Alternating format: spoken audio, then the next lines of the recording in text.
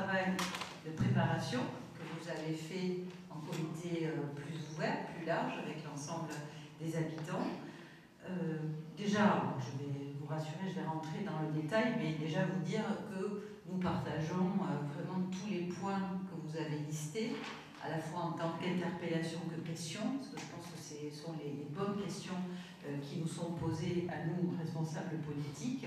Et puis, effectivement, la question maintenant, c'est comment on va construire à la fois des solutions, mais des solutions plus durables, j'ai envie de dire, au-delà de la campagne électorale, puisque c'est quand même ce que nous partageons, voilà, d'aller au-delà de la campagne, même si c'est un moment important, à la fois pour nous transmettre vos besoins, vos revendications.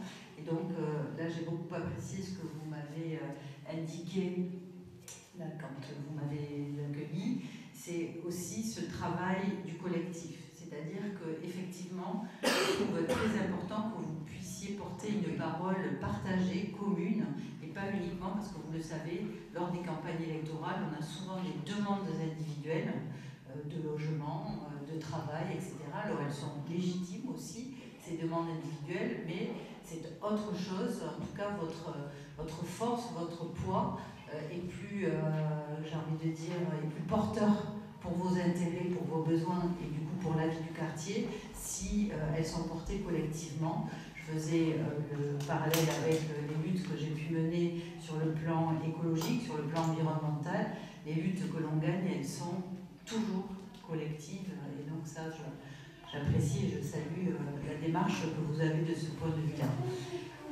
Je vais présenter mon équipe. Certains membres sont ici présents. Donc c'est une équipe qui regroupe des organisations, des représentants d'organisations politiques, de partis, le Parti socialiste, le Parti radical de gauche, En commun 66, le Parti radical de gauche, Génération écologie, bref, des partis classiques de la gauche, et Europe Écologie Les Verts, le parti vert, dont je suis membre et donc tête de liste pour cette élection municipale, mais aussi, et vous le voyez dans le programme, beaucoup, plus de la moitié des colistiers, qui sont des personnes comme vous et moi, non encartées dans des partis politiques, et qui font, et vraiment je les en remercie parce que c'est pas évident, qui font le pas pour la première fois d'être candidats.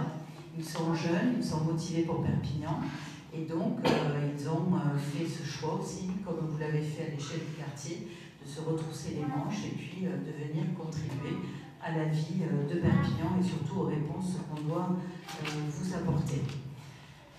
Alors, j'entendais aussi la remarque que finalement j'étais la seule qui n'était pas connue de vous.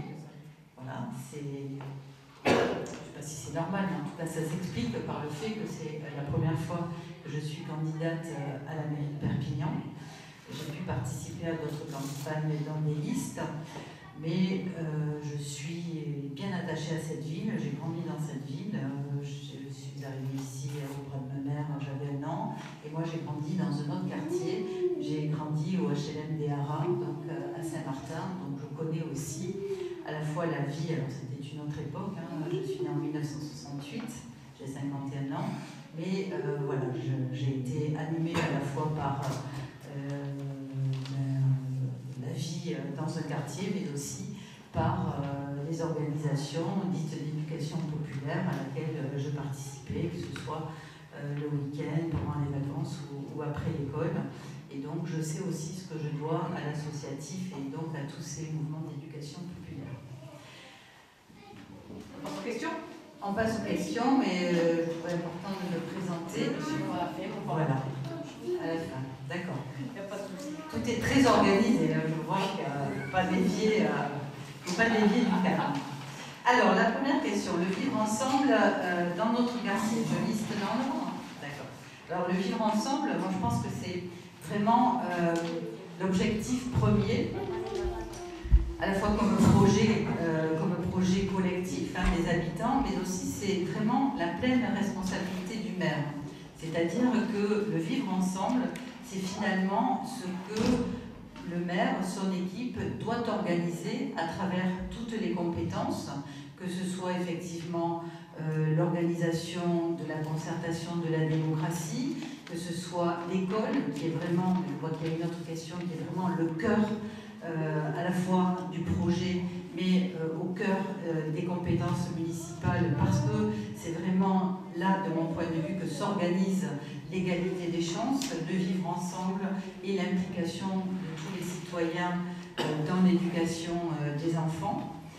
Le vivre ensemble, c'est aussi comment on se loge, où est-ce qu'on habite, comment on circule dans l'ensemble de la ville, donc comment sont organisés les transports, et puis aussi comment on arrive à avoir un espace public qui est partagé, qui est vivant. Le vivre ensemble, c'est d'abord la vie, et ensuite, ensemble, c'est la diversité, c'est les solidarités, c'est l'inclusion de toutes les personnes, qu'elles soient jeunes, âgées, handicapées, etc. Et donc, on puisse avoir ce partage de la vie, de comment on travaille, comment on va à l'école, etc. Et donc, je trouve que c'est vraiment le cœur de la responsabilité du maire et même sa mission de faire en sorte que dans sa ville, on vive bien ensemble. Donc sur le comment on fait, parce qu'une fois qu'on partage l'objectif, c'est comment on fait.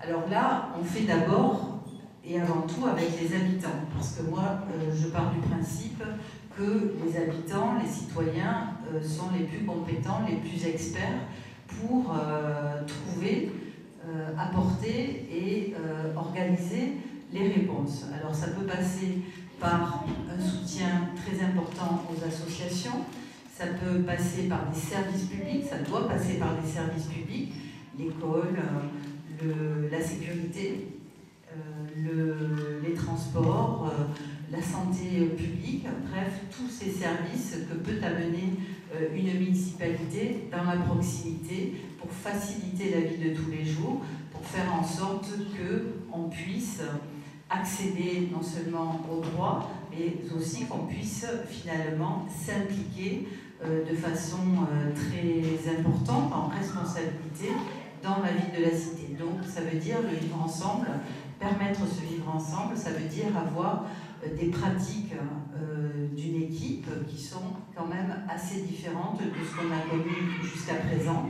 C'est-à-dire qu'il faut avant tout qu'on puisse embarquer toutes les Perpignanaises et les Perpignanais sur un projet collectif qui soit commun. Le vivre ensemble, la délinquance et les incivilités. Alors effectivement, vivre ensemble, ça veut dire qu'on n'ait pas peur, qu'on retrouve une confiance en soi, qu'on puisse sortir, qu'on puisse finalement se sentir en tranquillité, en sûreté. Donc les incivilités, alors il y a plusieurs façons de s'attaquer. D'abord aux racines de ces incivilités par évidemment l'éducation, la sensibilisation, l'explication aussi. Je crois qu'il faut expliquer aussi ce que c'est qu'une incivilité. Il peut y avoir des gamins, des personnes qui n'ont pas forcément conscience non plus d'être, de par leur comportement, de pouvoir déranger, de pouvoir insulter, de pouvoir manquer de respect. Donc déjà, il faut expliquer, il faut l'éprouver, et puis il faut apprendre ça dès le plus jeune âge pour être dans des formes et du respect mutuel. Donc il y a la sensibilisation, et puis quand évidemment ces barrières sont franchies, il peut y avoir un tas de mesures qui vont de travaux d'intérêt général jusqu'à des sanctions un peu plus importantes, mais qui, de mon point de vue, doivent être assorties de réparation, c'est-à-dire que quand quelqu'un dégrade un équipement public, il peut être aussi associé à la réparation des dégâts qui ont été commis. Je trouve que c'est très important aussi de faire en sorte que la personne, la réparation finalement, c'est la façon, c'est ce qui témoigne de la prise de conscience d'avoir soit manqué de respect, d'avoir abîmé, etc. Donc moi je tiens beaucoup à cette étape de la réparation. Et je pense aussi que ça permet aussi de passer à autre chose et de pouvoir rester vivre sans être non plus forcément mise à l'écart d'un groupe, de pouvoir retrouver sa place dans ce groupe. Sur les insécurités, vous savez, il y a deux choses. Il y a le sentiment d'insécurité parce que son environnement va être dégradé, parce que l'aménagement manque d'éclairage, parce qu'il n'y a pas de banc, parce que c'est sale, donc ça produit un sentiment d'insécurité. Donc ça, j'ai envie de dire, c'est quand même, avec de la volonté, avec des moyens dédiés, c'est quand même, on connaît des outils pour y répondre en termes d'aménagement urbain. On peut faire des marches avec les habitants pour signaler des améliorations. On a, vous le verrez dans le programme, l'idée de mettre en place une application Perpignan.fr pour photographier et transmettre, géolocaliser, photographier et transmettre en temps réel au service de la mairie, donc je sais pas, l'ampoule qui est cassée, le graffiti, la poubelle qui est brûlée pour que la réparation soit la plus rapide possible. Donc ça, c'est un outil pratique. Mais il y a aussi donc un poids plus important et qui, à mon avis, qui relève de la police nationale, qui est, et ça c'est vraiment un des grands enseignements dans la campagne, c'est le poids quand même des trafics de drogue dans les quartiers, mais pas que. Je crois que c'est quand même assez commun à tous les quartiers de Perpignan. Et donc de voir comment les systèmes sont organisés, comment les points de vente sont connus de toutes les forces de police, de tous les responsables politiques. Et on voit que là, il va falloir s'attaquer à quelque chose d'établi depuis des années et pour lequel personne n'a pris quand même la mesure. En tout cas, on a le sentiment que l'envie de s'attaquer réellement à ces problèmes de trafic n'y est pas. Alors, c'est vrai que le maire ne peut pas tout faire, ce n'est pas du ressort de la police municipale en matière de trafic de drogue, mais je pense que le maire de la ville doit être celui qui ne lâche pas, celui qui alerte, qui revendique et qui finalement va obtenir de l'État, de la police et du préfet les réponses adaptées. La semaine dernière, vous l'avez vu à Saint-Jacques, il y avait des grosses tensions. Une compagnie de CRS qui est restée 24 heures parce qu'on était en campagne électorale pour venir faire semblant, ça c'est pas des réponses adaptées.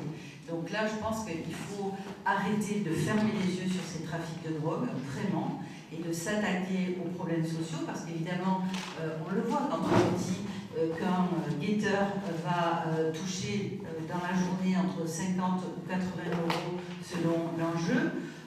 Évidemment, qu'est-ce qu'on va avoir comme réponse en termes d'emploi, en termes de travail? C'est une économie parallèle qui s'est installée dans les quartiers. Donc je veux dire, on va devoir avoir bien sûr des réponses en termes de lutte contre les trafics, en termes de prévention, ça c'est très important, et là on est au cœur des missions de la municipalité, mais on va devoir aussi faire en sorte que le différentiel, j'ai envie de dire, le bénéfice pour la personne soit plus tourné vers l'activité, vers l'emploi, que vers aussi une activité beaucoup plus rémunératrice, mais qui reste illégale et source vraiment d'insécurité. Donc ça, on en parlera tout à l'heure, mais le trafic de drogue est vraiment quelque chose qui pénalise à la fois les quartiers, pénalise la ville et finalement pose un problème de santé publique pour tous les usagers de drogue, parce que là aussi, on sait très bien que ce n'est pas des parcours faciles pour sortir de la consommation de drogue. Et quand je parle de drogue, je parle essentiellement de drogue dure, de cocaïne ou d'héroïne. Voilà, c'est ce qu'on a vu pendant la campagne, c'est autre chose que les petits trafics d'herbe ou de cannabis. Je passe à la deuxième question, là. On dit en fait, voilà, nous on dénonce, au sein du quartier, un carton de dénonce, tout ce qui est insécurité, vous avez dit, tout ce qui est violence, des violences à haut niveau. Et en fait, nous, ce qu'on voudrait mettre en place avec le prochain élu à la mairie, des réunions avec les habitants, les différents services, pour qu'on puisse travailler ensemble, même dans l'année. Est-ce que ça vous pourrez tout faire? Oui, alors, en parlant de violence, on l'a évoqué tout à l'heure, sur les violences faites aux femmes, il y aura aussi une brigade d'intervention rapide, ce que vous m'avez raconté, je ne sais plus où est la dame tout à l'heure, ça c'est là inadmissible, c'est-à-dire qu'il faut qu'on puisse avoir une intervention rapide, pas des fins de non-recevoir avec des prétextes vraiment assez hallucinants. Et donc là aussi, sur les violences faites aux femmes, voilà, enfin, toutes les populations, il faut aussi une intervention rapide qui va de la mise en sécurité jusqu'à l'hébergement et puis la réponse ensuite sur le long terme, parce qu'on sait très bien que là, on expose les femmes à des règlements ensuite dès qu'elles vont porter plainte ou autre.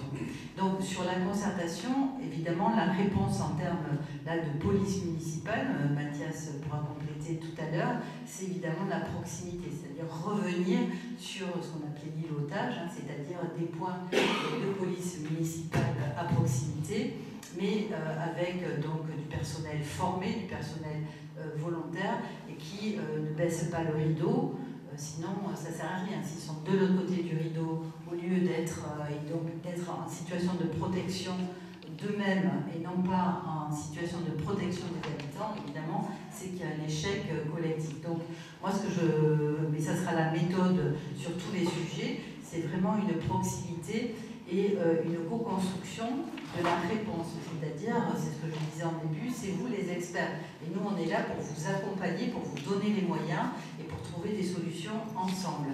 Donc il y aura, parce que ces outils de concertation existent, mais si c'est pour mettre les copains dans ces instances et avoir une information toujours descendante qui soit bon, on a décidé ça et on vous informe, c'est pas ça la démocratie participative.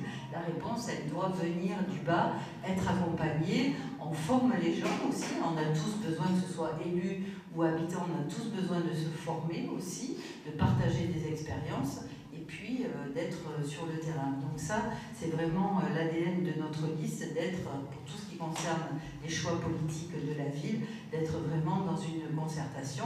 On peut aller jusqu'à des votations, enfin je veux dire, la démocratie participative, il y a beaucoup d'outils qu'on peut mettre en place pour s'assurer aussi que la décision est la plus large possible, en tout cas en termes d'acceptation, parce qu'une décision qui est prise collectivement, elle va être respectée et elle va être beaucoup mieux, plus efficace en fait, puisqu'elle partira du terrain.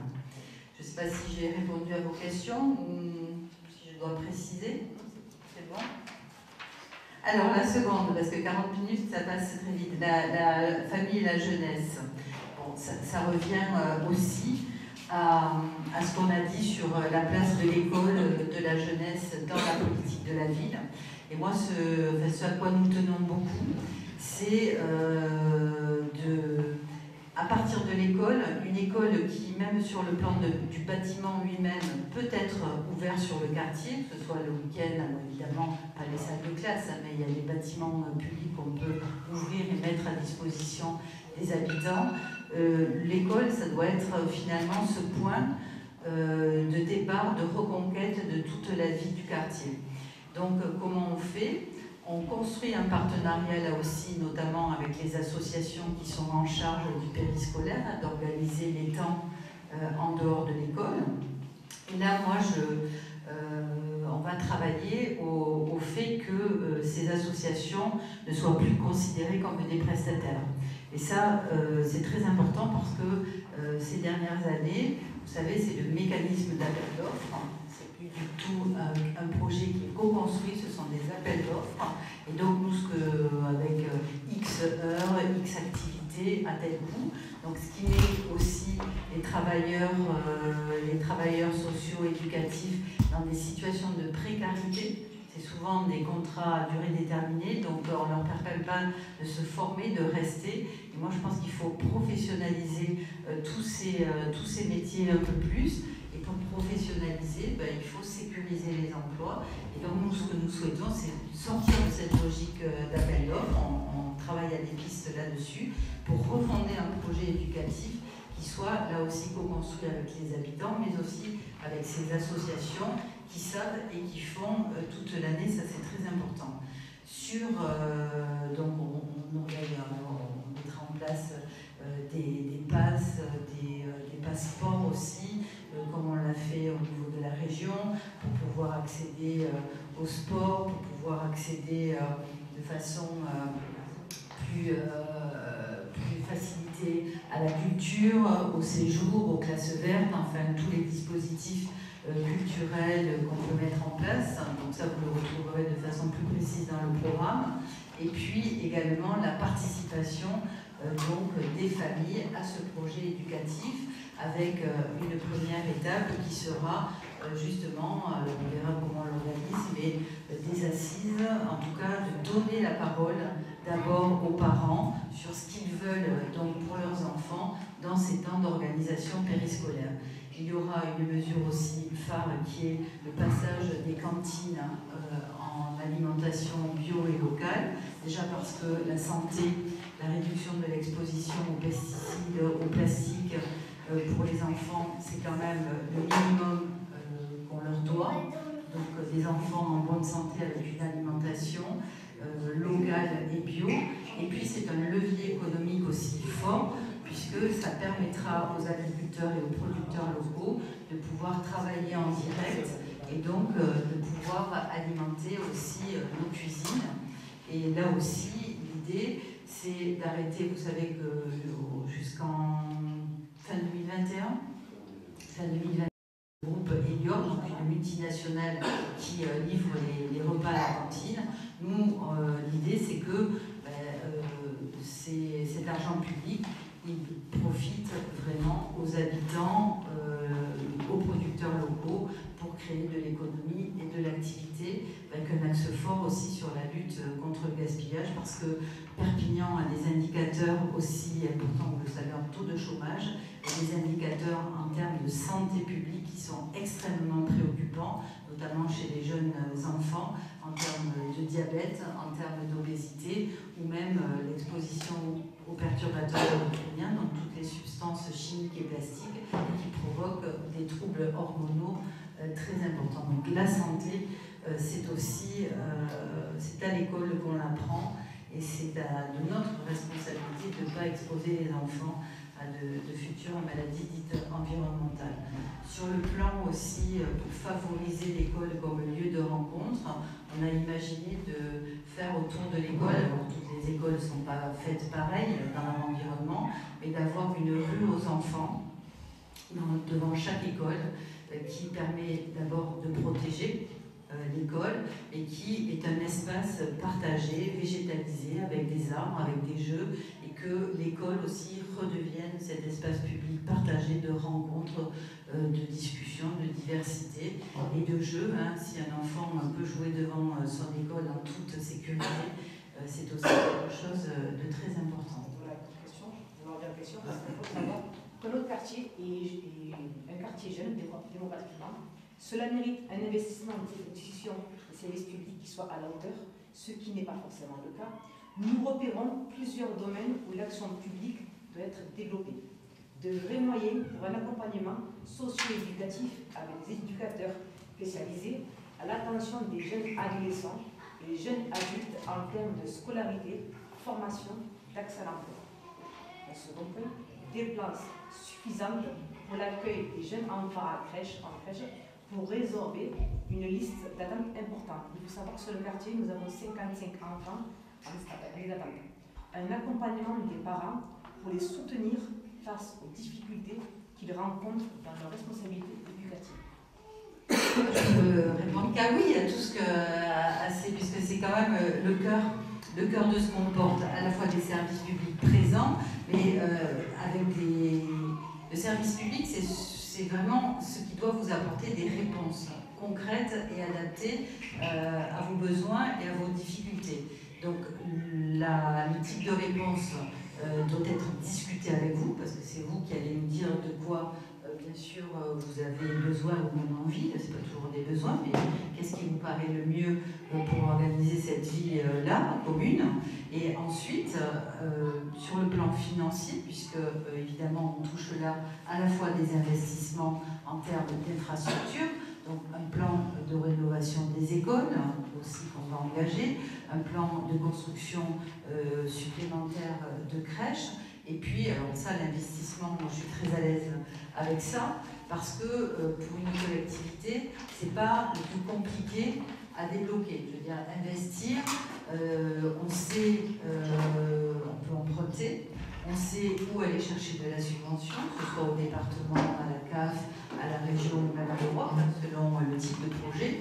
Parce que plus on va avoir des projets expérimentaux, innovants et participatifs, plus on va pouvoir répondre à des appels à projets et avoir de la subvention. Ce que la mairie de Perpignan ne fait plus de façon efficace, je trouve. Donc il faut avoir des projets, il faut avoir envie pour aller chercher et lever des fonds. Ensuite, il y en a le fonctionnement. Donc vous le savez, dans un budget, donc tout ce qui concerne les agents qui vont travailler, les salaires, les associations, donc ça c'est plus compliqué parce que le gouvernement Macron a institué une règle qui s'appelle, la règle de contrat financier. On appelle ça le 1.2, c'est-à-dire qu'on ne veut pas augmenter ses dépenses de fonctionnement au-dessus du 1.2. Et donc, quand il fait ça, quand il prend cette décision budgétaire, en fait, qu'est-ce qu'il fait? Il tue la possibilité pour les élus locaux de mettre en place des services publics forts. C'est ça que ça veut dire très concrètement. Parce qu'on n'a plus les moyens d'augmenter dans une mairie ou dans une collectivité les financements de fonctionnement. Alors là, du coup, dans un budget de la collectivité, c'est très simple. Ça veut dire qu'on fait des choix politiques. On fait des choix politiques, ça veut dire que d'abord, on diminue le fonctionnement du train de vie de la mairie, on fait des économies sur déjà le train de vie des élus, on va voir comment on va mutualiser et on va prioriser les dépenses, puisqu'on ne va pas pouvoir les augmenter. Et prioriser les dépenses, pour nous, c'est très clair dans nos parcours différents et dans ce qu'on met dans le programme. La priorité, elle sera sur le service public de proximité, dont fait partie évidemment l'école et la politique jeunesse et la politique famille. Alors c'est assez technique, mais ce que je veux dire c'est que c'est fondamental. Quelqu'un qui va vous dire, qui va répondre à tout ça sans vous dire qu'il va faire un choix budgétaire clair. Vous savez, l'acte politique le plus fort dans une mairie, c'est finalement une fois par an. C'est quand on vote le budget. Et cet acte-là, vous voyez, ça c'est par exemple quelque chose qu'il faut former. Il faut apprendre aux habitants à lire un budget. Parce que quand vous savez lire un budget, vous savez quelle est la politique de l'élu et vous savez quelles vont être ses priorités et quelle est la somme et les budgets qu'ils vont mettre réellement pour les habitants, pour le service public. Et ça, pour l'instant, c'est quand même le bilan de l'équipe en place. On n'est peut-être pas là pour polémiquer. Et quand on gère la ville comme on gère un tableau Excel, évidemment, on supprime des emplois et on supprime du service public. Donc voilà, nous, notre engagement, il passe vraiment par un choix de mobilisation de moyens financiers pour créer de l'emploi, du service public, les qualifier et ce que vous disiez, de les professionnaliser. Parce que si je prends un éducateur spécialisé, si on mobilise des médiateurs, c'est-à-dire de la présence humaine dans les quartiers pour faire ce lien, pour faire cette sensibilisation, ça veut dire qu'on dégage des moyens financiers beaucoup plus importants que ce qui est fait jusqu'à présent. C'est ça que ça veut dire très concrètement. En fait, médiateur, on en a un aussi de Tavernier, on a un pour 4500 habitants. C'est insuffisant. Tout à fait d'accord. Parce qu'il faut des médiateurs de jour, il faut des médiateurs de nuit aussi. En fait, là, il fait jour et nuit tout seul. Oui, mais il faut jour et nuit tout seul, parce que je ne sais pas où il est concrètement, et je ne sais pas quel est son CV, c'est quoi sa qualification. Je ne peux pas vous dire. Voilà, donc il faut être un peu sérieux. Quand on dit qu'on a des médiateurs, c'est des professionnels. C'est pas, voilà, c'est des professionnels qui ont des contrats, qui ont des missions, qui ont des fiches de poste et qui sont rattachés aussi à une adresse. C'est pas chez soi avec juste son téléphone portable, appelle-moi si tu as un problème. C'est pas ça un médiateur. Une autre question là-dessus? La 3, l'emploi. Alors Alors l'emploi, on l'a dit, le taux de chômage à Perpignan est de 23%, c'est important. Si vous prenez la région Occitanie, c'est 10%, le département, c'est 14%, la ville de Perpignan, c'est 23%, le chômage des jeunes au Vernet, c'est 53%. Donc, évidemment, c'est plus possible. C'est plus possible comme les trafics, comme la criminalité. On est un point de la ville de Perpignan et de la vie de Perpignan où on ne peut plus finalement détourner le regard et du chômage, et qui dit chômage, précarité, voire pauvreté. La ville de Perpignan, c'est une des villes avec des quartiers parmi les plus pauvres d'Europe. Même pas de France, et déjà c'est beaucoup, d'Europe. Ça veut dire qu'on a des familles qui vivent, et elles sont nombreuses, avec un revenu de moins de 855 € par mois. C'est la raison pour laquelle nous avons une mesure phare en termes d'abord de solidarité, parce que ça aussi c'est un marqueur fort de notre liste, c'est-à-dire qu'on veut mettre en place un revenu de solidarité écologique, c'est-à-dire permettre sur une période qui, si ça marche, évidemment, doit être limitée dans le temps, puisqu'il ne s'agit pas de venir se substituer aux allocations, aux aides que les personnes peuvent toucher, mais ça peut concerner une maman qui travaille et qui travaille à temps partiel et qui a une peine de la vie, ça peut concerner un étudiant, ça peut concerner des femmes veuves. Par exemple, on a rencontré une femme veuve et donc avec des pensions de réversion qui sont très faibles, donc on n'est pas à l'abri, toutes et tous les retraités, voilà, donc de vivre avec des revenus qui sont... Donc l'idée, c'est pas de se substituer aux allocations qui existent, mais on pense, nous, qu'à Perpignan, et ailleurs d'ailleurs, mais en tout cas, on va s'occuper de Perpignan, que des familles ne peuvent pas vivre dignement en dessous de ce seuil de pauvreté. Donc de ce revenu de solidarité écologique, il va permettre donc aux familles de sortir de la tête de l'eau, d'assurer dignement, de vivre dignement, que ce soit pour...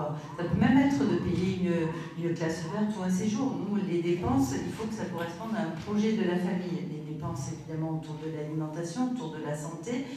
Si on a la voiture ou même la chaudière qui pète dans l'appartement, on peut plus se chauffer, il faut qu'on soit en capacité d'accompagner la famille pour sortir la tête de l'eau. Alors pourquoi revenu de solidarité écologique? Parce qu'on s'engage à faire des économies sur la facture énergétique, la facture d'eau de la ville, et donc comme on porte ce projet de transition écologique, on pense que personne ne doit rester au bord du chemin, et que c'est ce qui s'est passé pendant la crise des Gilets jaunes, et donc il faut absolument pouvoir dire que tout cet effort aussi qu'on doit faire pour sauver notre vie sur la planète, il faut que tout le monde puisse en bénéficier, et ça c'est aussi un engagement très fort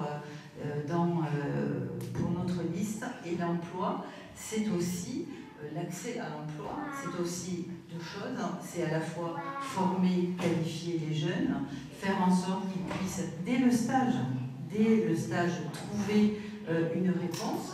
Quand on voit qu'on a des demandes d'intervention pour le stage de troisième,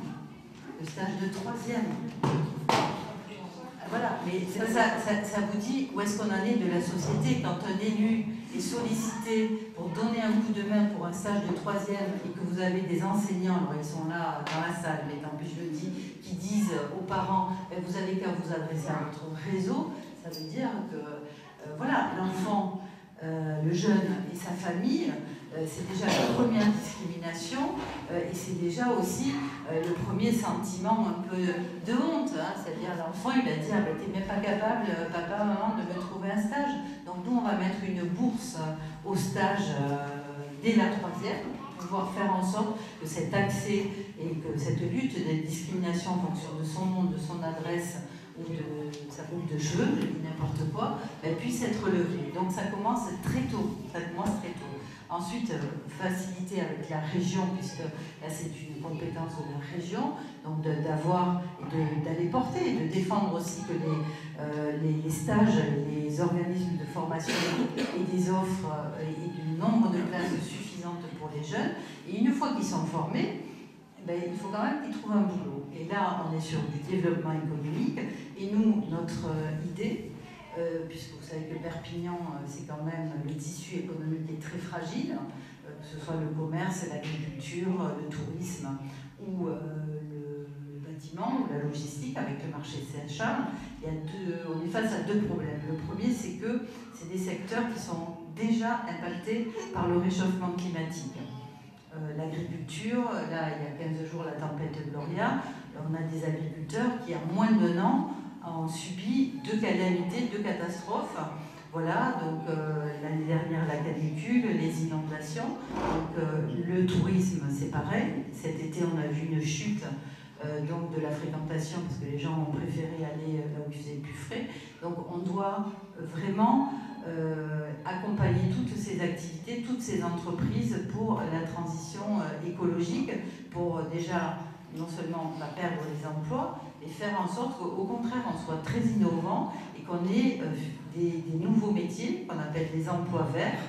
Ça peut aller de l'agent de maintenance pour qui a des réseaux de chaleur ou de froid, jusqu'à des ingénieurs, des agriculteurs bio. En fait, nous, cette nouvelle économie autour des solutions au changement climatique, c'est porteur d'emploi, porteur de qualification, et les jeunes aiment beaucoup travailler la construction, la rénovation des logements. Quand on rénove un logement, c'est bon pour la famille, c'est bon pour son porte-monnaie, c'est bon pour la planète, et ça crée des emplois. Donc vous voyez que c'est du bon sens, il suffit de le porter, de former, voilà. Donc pour nous, la solution, elle est de la qualification, mais il faut créer cette nouvelle économie verte.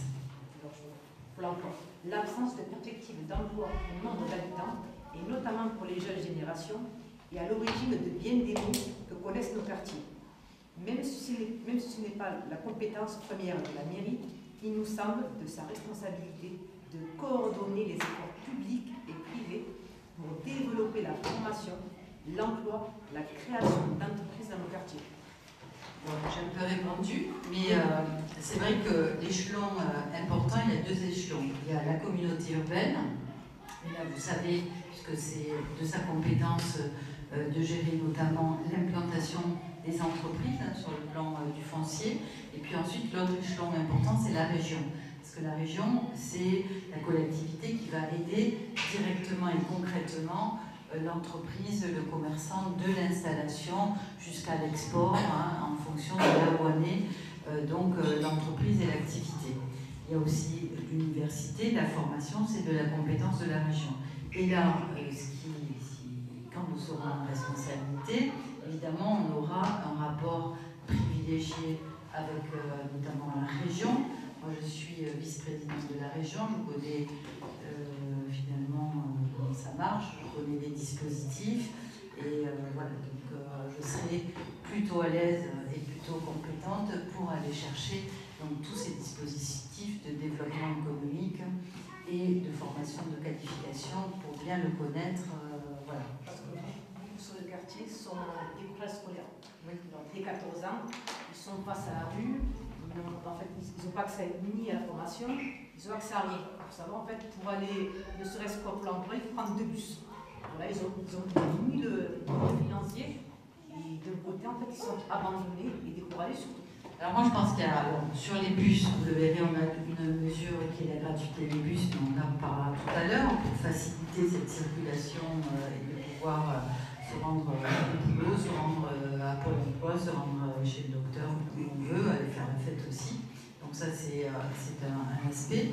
Mais ensuite, quand je disais que tout à l'heure, il fallait être beaucoup plus créatif à Perpignan et pas s'interdire d'innover. Vous voyez, je connais un lieu à côté de Toulouse, qui est dans un environnement qui ressemble, c'est un quartier populaire aussi. Il y a comme une école de la deuxième chance. Voilà. Mais on peut aussi faire autre chose que, même si je ne vais pas dire qu'on va plus faire d'informatique ou de web ou tout ça, mais on peut aussi travailler sur des métiers, notamment des métiers verts, sur de l'agriculture bio, sur de l'éco-construction, sur tout ce qu'on appelle l'économie circulaire, tout ce qui tourne autour du recyclage, de la seconde vie, de la lutte contre le gaspillage. Voilà, tout ça, c'est des métiers nouveaux qui émergent et qui sont finalement, qui plaisent aux jeunes vraiment parce que ça donne du sens. Et puis, où tout le monde peut trouver sa place. Et dans ce lieu que j'ai en tête, c'est pas d'un côté le conseil départemental parce qu'il fait l'insertion, la région, le machin, le truc. En fait, ils se sont tous mis autour de la table et ils ont décloisonné. C'est-à-dire que ce lieu accueille à la fois des tout petits qui vont venir faire de la découverte d'activités. Bon, là, il y a une petite ferme avec des animaux. Il va y avoir des décrocheurs scolaires à 14 ans. Il va y avoir des jeunes qui sont en service civique, qui ont une licence. Et l'idée, c'est de vivre ensemble et de s'apprendre les uns les autres. Et ça, c'est des lieux où on vit, c'est des lieux où on respire et qui sont très adaptés aux quartiers populaires, mais pas que, au milieu rural aussi, parce que du coup, tout est plus simple, quoi. On n'est pas obligé d'aller courir de la ville parce qu'il faut voir tel ou tel conseiller, la LNJ, le machin, le truc. Il faut simplifier, c'est déjà dur à vivre tous les jours. Il faut que c'est à nous de nous adapter, administration et élus, pour simplifier les choses. Et c'est à nous bouger et pas à faire un parcours du combattant pour toutes ces familles. Enfin, moi, ça c'est un truc qui me rend dingue, même en tant qu'élu. Une fois avec l'administration, je leur dis stop quoi. Nous, on est là pour faciliter la vie des gens, pas pour la compliquer. Et ça, il faut être imaginatif, il faut être expérimenté.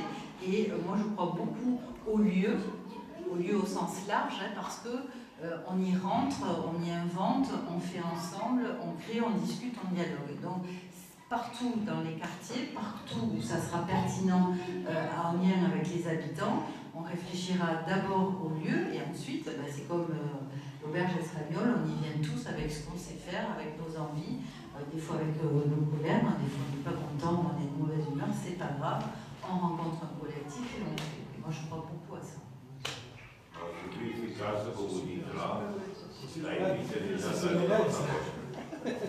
Alors ça évite, mais il ne faut pas que ça freine, parce qu'après l'idée, ça évite, mais après il faut quand même avoir envie de sortir du quartier, et sortir du quartier avec plaisir pour aller faire, voilà, mais pas pour être... Je veux revenir juste par rapport à la bourse stage. C'est quoi? C'est un partenariat avec les entreprises? Voilà, alors ça, parce qu'on a été... moi franchement, c'est un truc... même sur le plan de ma propre... voilà, ça me met beaucoup en colère parce qu'en tant qu'élu, on reçoit beaucoup de demandes. Donc on s'est dit, il faut arrêter aussi de répondre individuellement, même si moi je le fais avec vraiment... je le fais parce que voilà, je trouve que c'est assez grave, mais il faut qu'on ait une réponse collective.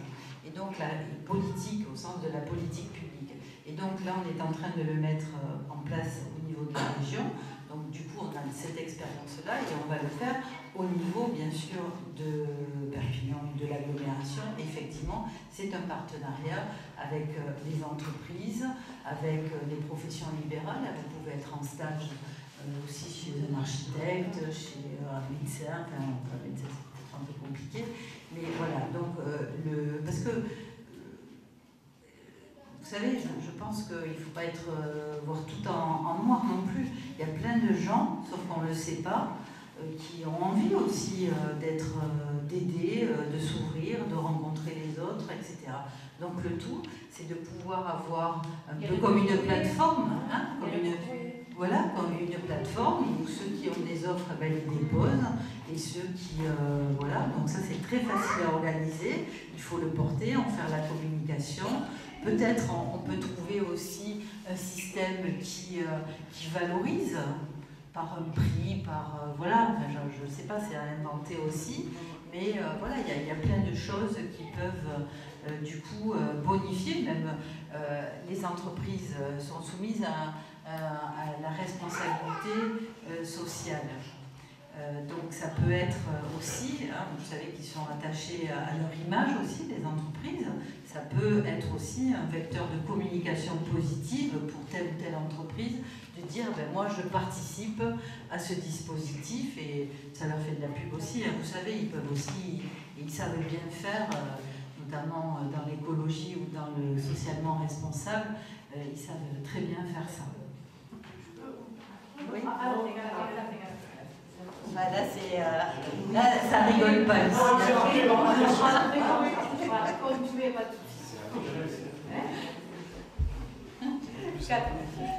On vous prendra comme médiatrice.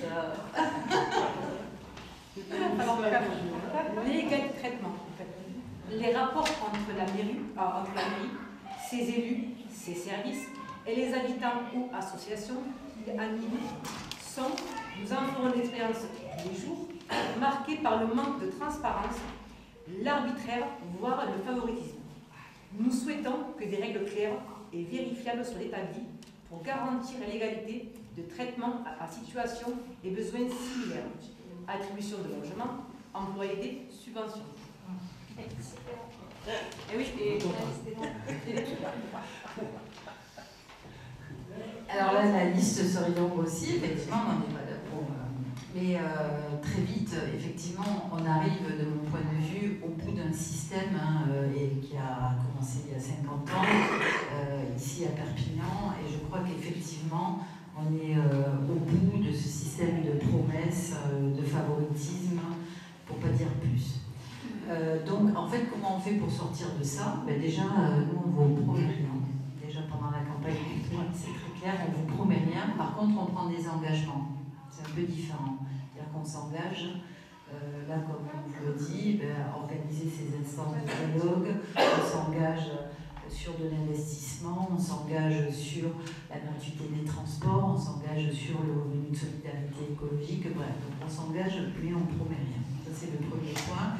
Et les campagnes que je vois encore aujourd'hui se mener, je vous le dis comme je le pense, avec des promesses de bus à Disneyland, en départ dans un week-end.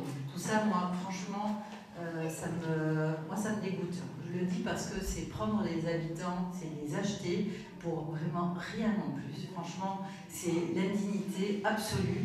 Donc moi, je suis très en colère contre ce système, contre des pratiques que l'on croise encore et aujourd'hui dans cette campagne électorale. Et là, chacun prend ses responsabilités, que ce soit celui qui propose ou celui qui accepte aussi finalement voilà, l'offre. Donc ça, chacun est libre.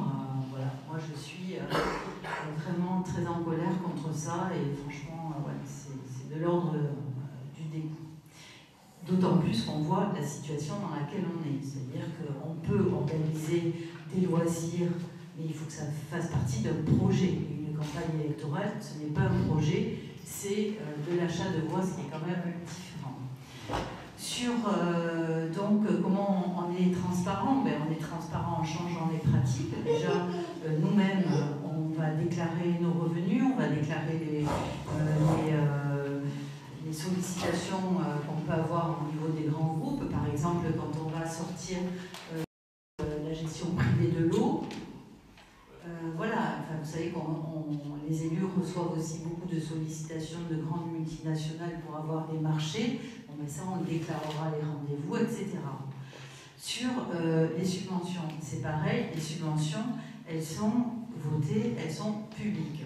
Et là, vous savez que quand on est en campagne électorale et qu'on est en dehors de la municipalité, puisque nous ne siégeons pas à la mairie ni dans l'opposition, encore moins dans la majorité. Et donc, on voit que d'accéder aux informations, qui sont pourtant des informations publiques, c'est très compliqué. C'est-à-dire qu'on a un site internet municipal où vous allez trouver très peu, vous allez trouver le minimum syndical, pour parler comme ça. Donc là, déjà, c'est un engagement de ce qu'on appelle de publicité, c'est-à-dire que les débats municipaux seront filmés, que vous pourrez y assister et que tous les débats, et pas uniquement le relevé de décision, tous les débats seront aussi publics. Donc les subventions, le montant sera aussi public. Et puis, on peut... Qu'est-ce qui garantit qu'une subvention, c'est pas du favoritisme, c'est les critères. C'est-à-dire que quand on examine une demande de subvention, il faut que ces critères soient connus et il faut que la demande de subvention rentre dans ces critères. Et on peut tout à fait imaginer des commissions qui soient associées. On l'a proposé par exemple pour les clubs sportifs. On peut tout à fait imaginer un conseil qui se réunit une fois par an, parce que c'est pas la peine non plus de se réunir toutes les semaines, qui fixe sur l'enveloppe annuelle du budget, qui va fixer les orientations. C'est quoi notre priorité? Parce qu'in fine, il y a X euros pour tel ou tel club, mais nous, ce qu'on veut, c'est que le X euros pour tel ou tel club, ils répondent aux objectifs qu'on s'est fixés tous ensemble, puisque c'est finalement l'outil, j'ai envie de dire, de la réalisation de ces objectifs. Donc on peut imaginer un conseil d'association, mais peut-être par thématique, ceux qui œuvrent dans le champ de la jeunesse, ceux qui œuvrent dans le champ du sport, pour qu'on parle aussi le même langage, et qu'une fois par an, on définisse ensemble notre feuille de route au sens des objectifs, et ensuite les choses se font en toute transparence. Alors, ça ne veut pas dire, la transparence, qu'on soit toujours d'accord.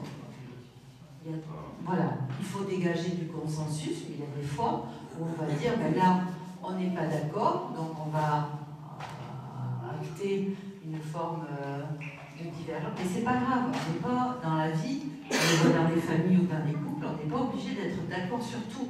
Mais il faut que même le point sur lequel on n'est pas d'accord, on se l'explique, on se le dise et qu'il soit compris. La participation citoyenne. Solliciter notre point de vue ou accepter de répondre à nos questions une fois de temps ne nous satisfait pas. C'est la prise en compte de façon régulière de nos avis, points de vue et propositions que nous souhaitons, de même que nous souhaitons être informés de donner aux promesses et engagements publics. Un dispositif public de participation citoyenne doit impérativement être mis en place pour que notre parole compte. Alors, c'est tout le champ de la démocratie participative, ça va des instances qui sont réglementaires dans les quartiers prioritaires de la ville, notamment les conseils citoyens.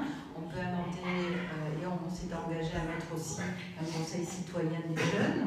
Donc, il y a plein d'outils qui existent pour associer donc, les habitants à la décision. Et nous, ce qu'on propose, c'est que dès le lendemain, enfin, quand je dis le lendemain, c'est pas forcément le lundi, hein, mais dès le lendemain de l'élection, finalement, on puisse tirer au sort. Alors, les techniques sont, les outils sont à éprouver, à expérimenter. Nous, ce que nous souhaitons, c'est qu'on ait une instance citoyenne, du même nombre que les élus municipaux, donc 55, et qui soit associée tout le long du mandat. Ce qui n'empêche pas, après, ce qui n'exclut pas les conseils citoyens et tous les autres outils thématiques ou par quartier, mais qu'on ait de façon plus durable sur tout le mandat, donc une instance citoyenne qui va du coup à la fois nourrir le débat et évaluer effectivement la réalisation du programme. Enfin, en tout cas des engagements qu'on aura pris, sachant qu'il y a des choses peut-être qu'on ne fera pas parce que c'était peut-être pas une bonne idée, ou parce que les habitants auront envie d'autre chose. Je veux dire, il faut être aussi, voilà, s'adapter aussi. Mais donc cette instance citoyenne, comment nous la voyons pour l'instant, c'est à la fois du tirage au sort, à la fois de la candidature aussi, parce que l'implication, il y a des personnes qui en ont envie, qui sont prêtes à donner du temps, à qui s'appeler, donc il n'y a pas de raison non plus de les écarter. Mais moi, ce que je crois vraiment très important, c'est de les former. C'est-à-dire qu'il faut que ce conseil citoyen soit formé comme nous, les élus. Hein. Nous, on est nouveaux, on va arriver, on ne va pas tout savoir. Ce que je disais tout à l'heure, à lire un budget, à connaître, par exemple, qu'est-ce que c'est que la commande publique, les règles, comment on attribue un marché, quelles sont les compétences des autres collectivités, comment on va solliciter. Voilà, donc cette instance citoyenne tout au long du mandat, elle se formera comme nous, et puis elle suivra, bien sûr, toute la vie municipale. Et ensuite, il y a un outil qu'on a commencé à expérimenter aussi à la région, qui est du budget participatif, où là, on va flécher 10%, je ne sais pas si c'est, faut que je regarde de plus près quand même, mais disons 10% du budget municipal global. Et en fait, ces 10%, c'est vous, les habitants, qui allez ou les répartir ou faire. Il y a plusieurs solutions. Soit vous indiquez que ces 10%, la priorité pour vous, c'est de financer telle ou telle action, telle ou telle structure. Soit vous soumettez un projet, là, c'est parce que ça pourrait être, hein, vous avez un projet ici qui se dégage déjà. Oui, alors ça, c'est agrandir la crèche. Voilà, et donc, voilà, mais quelque chose que vous décidiez, et donc nous, on flèche des moyens, vous voyez, c'est vous qui décidez d'une partie de l'affectation de l'argent public, parce que pas oublier que l'argent public, c'est le vôtre. C'est le fruit des impôts. Donc la participation citoyenne, oui, vraiment à tous les niveaux, parce que ça permet aussi à la fois de prendre la température tout au long du mandat, de se faire engueuler aussi, je crois, ou de se faire féliciter. Hein. Des fois, quand ça va bien, c'est important aussi de dire quand ça va bien. Hein. Il y a plein d'initiatives, il y a plein de choses qui se passent qui sont formidables. Et ça permet, la proximité, c'est quand même ce qui permet d'apaiser les tensions aussi. Hein. Les tensions envers l'élu, les tensions à l'échelle d'un quartier. Donc, vous voyez, moi, la situation dans laquelle on peut faire un peu de politique là ou pas? Non, mais de politique, on fait tout, on fait de la politique, mais là, de plus rentrer dans la situation. Après, de faire, justement, laisser les habitants poser des questions. D'accord. Et vous terminez. D'accord. Je veux juste une précision, ce sera sur du volontariat, du bénévolat, sur le conseil citoyen. Alors, il faut que vous soyez, pas que ça vous coûte de l'argent. Donc, ça veut dire qu'il faut que déjà, vous soyez indemnisé sur les frais de transport, sur, voilà. Mais c'est pas une rémunération au sens de... Non, je veux dire vraiment que vous allez choisir les candidats. Ah, sur une technique à la fois de candidature et de tirage au sort, pour mixer un petit peu avec ce qu'on appelle une technique de panélisation, c'est-à-dire que vous avez aussi des professionnels qui vont s'assurer que ce conseil soit représentatif. Représentatif en termes d'âge déjà. Bon, il devra être paritaire, hein, il devra y avoir autant d'hommes que de femmes, en termes d'habitation de quartier, en termes de profil de métier. Vous voyez, il faut que quand même il soit représentatif ou varié. Voilà. Et puis là aussi, les personnes, comme les élus, pourront déclarer aussi s'ils ont des liens qu'on appelle d'intérêt. Voilà. Donc c'est les mêmes règles. Hein. Les mêmes règles. Mais la personne tirée au sort, de toute façon, si elle ne veut pas, elle ne veut pas. On ne va pas la forcer, à venir. Et le tirage au sort, ça peut donner envie à une personne qui n'aurait pas fait de façon spontanée la candidature, et même qui n'aurait même pas été au courant, par exemple, que ça existe. Hein, on a un déficit d'information. Et donc, ça peut permettre de susciter des vocations et de dire, bah oui, pourquoi pas moi, finalement. J'ai entendu parler aussi de la végétalisation. On a pas mal de friches ici et on voudrait faire des jardins et des potagers. Est-ce que la mairie serait prête à aider à faire ce genre de projet? Oui, alors ça, vous le verrez dans le programme. Il y a à la fois, évidemment, tout ce qui est... Parce que s'adapter au changement climatique, c'est déjà refaire de l'ombre et retrouver une ville méditerranéenne et sortir aussi on a une ville très minéralisée, où on a enlevé les bancs, on a mis du bitume partout. Donc là, il faut retrouver une ville où les personnes âgées, l'été, ça va être l'enfer. Les enfants, à l'école à 40 degrés, c'est pas possible non plus. Vous voyez qu'on va devoir s'adapter. Sur les jardins participatifs, sur les jardins partagés aussi, c'est déjà du lien, mais c'est aussi, quand vous avez un panier de légumes, c'est ce que vous achetez en moins quand même à l'épicerie du coin. Donc c'est aussi pouvoir mieux s'alimenter. C'est agréable aussi de jardiner, enfin, pour ceux qui aiment, c'est quand même assez sympa. Et vous voyez, ça peut aussi être l'objet d'un budget participatif, de dire, nous, on veut faire ce jardin participatif, on veut faire ce jardin partagé, pardon, on a besoin de s'équiper en outils, on a besoin d'avoir des citernes de récupération d'eau, d'avoir, d'acheter des arbres fruitiers, tout ça, ça peut rentrer aussi dans un budget participatif. Je vais vous parler de la jeunesse. Donc à l'heure actuelle, dans nos quartiers, pas seulement sur le Vavernais, on a de plus en plus de parents qui sont en grande difficulté relationnelle avec leurs enfants. On en a parlé tout à l'heure, du décrochage scolaire, mais pas que. Il y a actuellement des parents qui subissent aussi de la violence de la part de leurs enfants. On les renvoie automatiquement vers la justice, vers ce qui réfrène certains parents. On les renvoie vers des juges aux enfants qui mettent en place automatiquement des éducateurs de l'aide sociale à l'enfance, ce qui des fois ne correspond pas du tout, n'apporte pas de solution.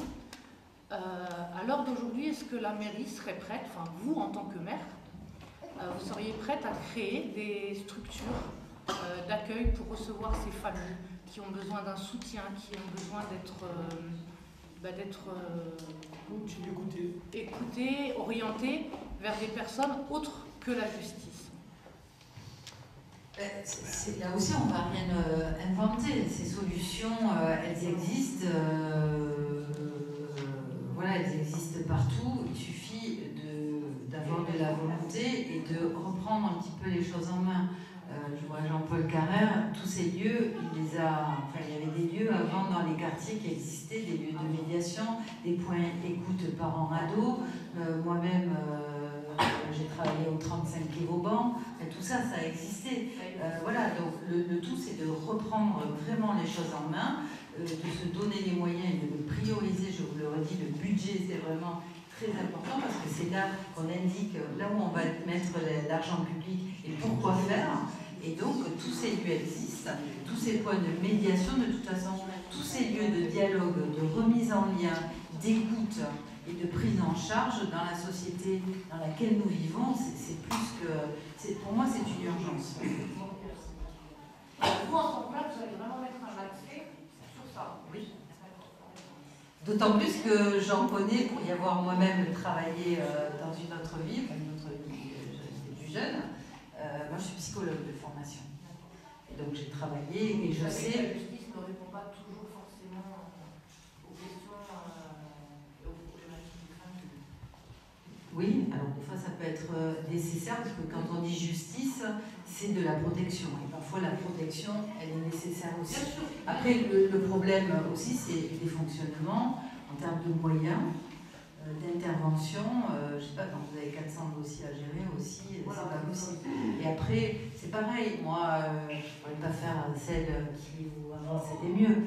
Mais quand je vois aussi même les assistantes sociales, en fait, le problème, c'est qu'il n'y a plus personne sur le terrain.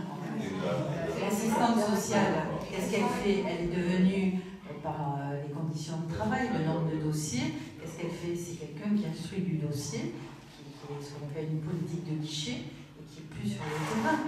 Qu'est-ce que vous voulez vraiment apprécier aussi du problème relationnel, du danger, du risque, de la réponse à... Enfin, vous voyez, c'est des numéros de dossier. Comment? Ça devient des numéros de dossier. Exactement. Donc, qu'est-ce que vous allez faire avec...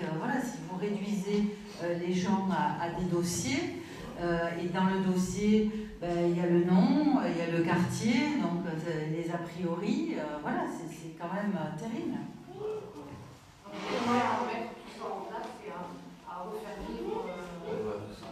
Vous parliez du 35 quai Vauban. Il faut pas que moi j'y allais quand j'étais jeune. Ouais, c'était une super structure ça. Les 35, il faut qu'il y en ait, pas 35, mais en tout cas, après, l'idée c'est pas de refaire et d'uniformiser, mais en fait c'est l'idée de ce lieu, de la proximité. Et ensuite, en fonction du quartier, en fonction des problématiques, en fonction aussi des gens, mais c'est qu'il y ait ce type de réponse de proximité. Parce qu'il a fermé en quelle année, le 35? Il y a une dizaine d'années maintenant, non? C'est ça. L'autre fois, on était au Baléares avec Mathias, le centre social, il est fermé. Deuxième arrêt développement. Donc, ce quartier est magnifique, il est tout neuf, il est en fonctionnement, tout va bien, vous allez voir. ah non, maintenant, Ah, il est fermé. Au dernier débat, c'est ce qu'il a dit. Il a dit ça. Au dernier débat, c'est dimanche juillet, il l'a dit qu'il était ouvert et en fonctionnement et tout allait très bien. Il est tout neuf, mais il est fermé. C'est ça. Ben, ça prouve qu'il savait longtemps qu'il n'est pas allé au balai, parce qu'il est fermé le centre. Il faut savoir aussi que c'est une communauté de quartier, dans le mais en fait, il n'est pas accès à tout le monde. Les plus de 15 ans, ils n'ont plus accès. Les moins de 15 ans qui sont un petit peu turbulents, on les a une fois, deux fois, on ne les veut plus. En fait, il n'y a plus, comment dire, d'éducateurs spécialisés comme auparavant. Bon, je sais que j'ai grandi avec les CLJ, avec les centres sociaux, il y avait autant de filles que de garçons, on pouvait être autant sage que perturbé, perturbateur. On nous acceptait, il n'y a pas de souci. Et là, non, franchement, il faut une sélection. Ce n'est pas normal. Parce qu'il y a un manque de moyens. Voilà, le problème, je pense que c'est Moyens humains, De moyens, mais Ils sont de là. choix. les choix. Les choix, c'est toujours pareil. Le personnel surtout. Le personnel, franchement, il est beaucoup moins planifié aujourd'hui qu'auparavant. Et ça, c'est parce que, évidemment, les charges de fonctionnement et donc de salaire ne sont pas les mêmes. Et ça, c'est normal. Un éducateur spécialisé, son salaire va être plus important que si vous prenez un animateur en CDD, 3 mois, voilà. Moi, mon premier j'ai 42 ans, j'ai grandi au centre-ville. Auparavant, nous avions des éducateurs dans les rues. Maintenant, ils sont les structures. Non, nous, maintenant, franchement, on veut des éducateurs au contact des jeunes. Ce qu'il faudrait, justement, qu'ils soient dans la rue, qu'ils parlent avec eux, qu'ils les amènent, qu'ils les motivent, qu'ils les amènent dans les structures telles que la MNJ ou les ANPE. Là, maintenant, ces gamins, ils se retrouvent à la rue. Il en faut plus. Oui, parce que de toute façon, il n'y en a pas. Donc, de former, de qualifier, parce que c'est un métier dur quand même. Vous improvisez pas comme ça. Parce qu'on ne va pas prendre les jeunes ensemble, il faut les Ben prendre oui. un par un, donc il en faut plus. L'éducation spécialisée, c'est pas plus 3. Oui, petit peu, mais Il faut être motivé. Et là, c'est pas donné, c'est des métiers compliqués quand même. Hein. Donc, il faut être formé, il faut être stabilisé dans son emploi. Vous ne pouvez pas tous les 3 mois changer de jeune, de quartier, etc. C'est pareil, dans certains quartiers, il faut aussi des gens expérimentés. On ne peut pas, un jeune éducateur qui sort de l'école, il arrive au Baver ou il arrive au Baléa, il va se faire, excusez-moi du terme, il va se faire croquer. Quoi. Donc, il faut aussi des gens qui tiennent la route derrière avec de l'expérience. je parle comme les années 80, les grands frères, c'est pas là. Comme Oui, les grands frères. comme les grands frères. Voilà. Ça, c'est un débat, les grands frères aussi. Moi, je ne sais pas s'ils sont devenus. Qu'est-ce qu'ils sont devenus, les grands frères? On sait pas. Ah, on ne sait pas. Sur la retraite, alors. Ah bon? C'est la même question. Oui, ce côté-là, il faut vraiment le dynamiser, c'est important parce que ici, le quartier, c'est jeune. C'est très très jeune. Donc il ne faut pas négliger ça. Alors, contrairement à ce qu'on peut penser, Perpignan est une ville jeune. Vous le savez? Oui. Il y a beaucoup de jeunes, hein, plus de 30% de la population à moins de 15 ans. Parce que c'est sur eux qu'on compte plus tard. Ah ben oui. Après, on ne va pas ramener à chaque fois de Paris, ramener les employés de ceci, ce qu'ils font maintenant. Ils ramènent tous les employés sont pris par des gens qui sont parachutés.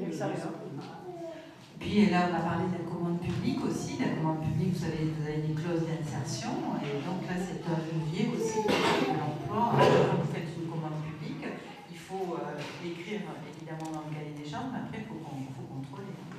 Moi, ce qui m'embête un petit peu, c'est quand je vois une ville comme Daronne, plus que Perpignan, ils sont vachement en avance par rapport à nous. Moi, je les vois franchement. On a eu ski, éducateurs speed, ils en ont. Ils en ont. Ils en ont en avance Perpignan, mais là-bas, ils en ont. En fait, on peut dire qu'ils sont, je crois, 5 ou 10 ans d'avance par rapport à nous. Parce que déjà, ils ont de l'avance, mais parce que déjà, ils n'ont pas renoncé. Nous, le problème, il y avait des choses qui se sont faites à Perpignan. Franchement, il y avait de la motivation, il y avait des gens... Voilà, mais le problème, c'est que quand vous arrêtez et que vous coupez tous ces moyens, quand vous fermez les lieux, non seulement vous prenez du retard, mais vous aggravez la situation. Donc après, les moyens que vous allez devoir mobiliser, ils doivent être triplés parce que la situation est encore plus grave. Et donc, pour moi, je trouve que c'est... moi, j'en veux beaucoup à l'équipe actuelle sur ça, parce que c'est des choix qu'ils ont faits et des choix qui ont un impact très grave sur la vie des quartiers, puis la vie, votre vie de tous les jours. C'est pas neutre hein, en termes de choix de couper les services publics et de fermer les lieux.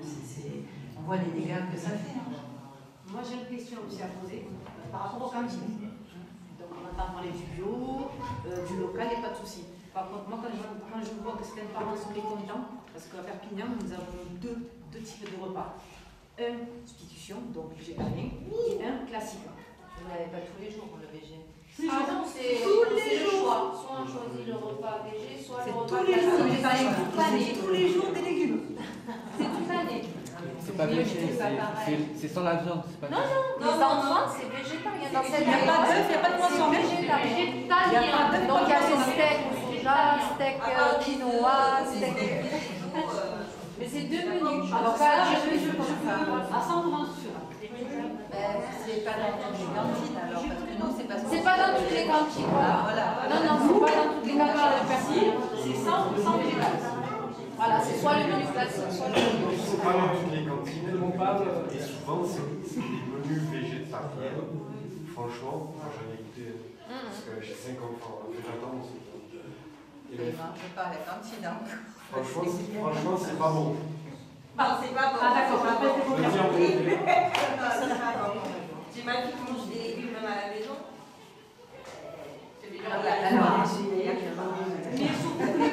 Et le tarif est le même aussi. Donc, Nous, notre idée, peut-être Philippe, mais on a du temps ou pas? Si je lui passe le micro. Non, mais tu le fais vite. Et je prends un risque là, de passer un micro. Non, mais c'est d'expliquer le projet de regrouper à l'échelle de quartier, de remettre des cuisines de proximité. Bon, alors, je m'appelle Philippe Assès. Alors, certains me connaissent ici parce que j'étais candidat pour Mélenchon aux législatives. J'avais dit de ne pas faire de détour. Et parce que je suis pour l'écologie, j'étais contre Marine Le Pen. Et maintenant, bon, j'ai rejoint Agnès parce que je suis pour l'écologie et contre Alliot. Et certains me connaissent aussi parce que j'ai gagné une victoire avec le collectif contre l'usine de bitume qui est juste à côté, qui pollue l'air et qui allait polluer l'eau de Saint-Aciscle et d'ici sans créer un emploi. Et alors là, en ce moment, je suis en train de tailler la vigne. Quand on taille la vigne, ou les arbres fruitiers, en fait, il y a un principe, c'est qu'on essaye de garder ce qui est vivant. Et je vais vous dire un truc qu'il ne faut pas répéter. C'est qu'en ce moment, je vais dans des quartiers. Je vais dans des quartiers de Perpignan où les gens ils sont tous dans des villas avec des murs comme ça. Ils s'emmerdent, il n'y a pas de lien. Et si on faisait une photo de là où il y a de la vie dans la ville, c'est ici qu'il y a de la vie. Et les écologistes, nous, là où on va aller, c'est là où il y a de la vie. Parce que c'est comme ça qu'on travaille. Donc vous n'avez aucune inquiétude à avoir avec Agnès Mangeline. Parce que nos gènes politiques, c'est d'aller où il y a les jeunes et la vie. Et c'est pour ça que dans la restauration collective, c'est une grande responsabilité qu'on a, parce que c'est ce qu'on donne à manger à la vie, c'est-à-dire aux enfants qui grandissent et desquels on veut investir et être fier pour l'avenir. Et pour ça, ce qu'on va faire, c'est que plutôt que d'avoir une seule cuisine centrale, vous savez, à Perpignan, en tout, il y a 50 000 repas par jour. 50 000. À la place de faire une seule usine avec des produits industrialisés, style, si on veut leur donner du poulet, il faut trouver 50 000 cuisses de poulet pour un repas. Bio.